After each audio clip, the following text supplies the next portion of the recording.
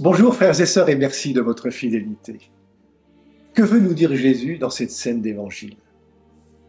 Bien qu'ayant une famille, un enracinement dans un village, des amis, une culture, une religion, Jésus est un homme libre.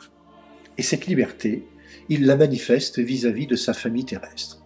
Non qu'il cherche à dévaloriser ce lien familial, mais plutôt à faire comprendre que sa mission est de manifester une proximité, celle-là même de Dieu, à la foule.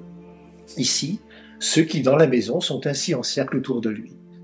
Ces gens qui l'écoutent, Jésus les considère comme sa mère et ses frères. Voici ma mère et mes frères. En parlant ainsi, Jésus est au cœur de sa mission reçue de son Père.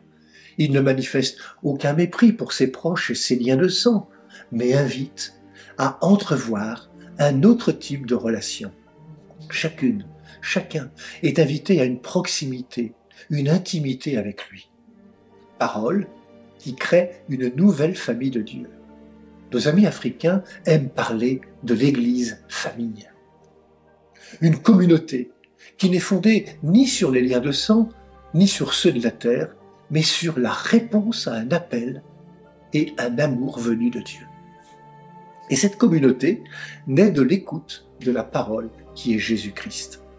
L'Évangile le dit. Qui est ma mère? Qui sont mes frères? Tout en prononçant ces mots, de son regard, Jésus désigne la foule qui est en train de l'écouter. Il nous indique ainsi que la volonté de Dieu est en premier lieu que nous écoutions sa parole. Nous retrouvons là l'attitude de Marie, sa mère, lors de l'Annonciation qui, après avoir écouté l'ange, messager de Dieu, a dit « Voici la servante du Seigneur, que tout m'advienne selon ta parole. » Marie, ce jour-là, a accueilli son fils comme le Verbe de Dieu fait chair. Aujourd'hui, nous ne connaissons plus Jésus-Christ par la chair, mais par la foi. N'est-ce pas ce que dit l'apôtre Paul aux Corinthiens?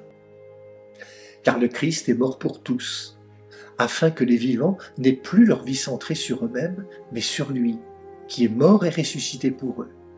Désormais, nous ne regardons plus personne d'une manière simplement humaine.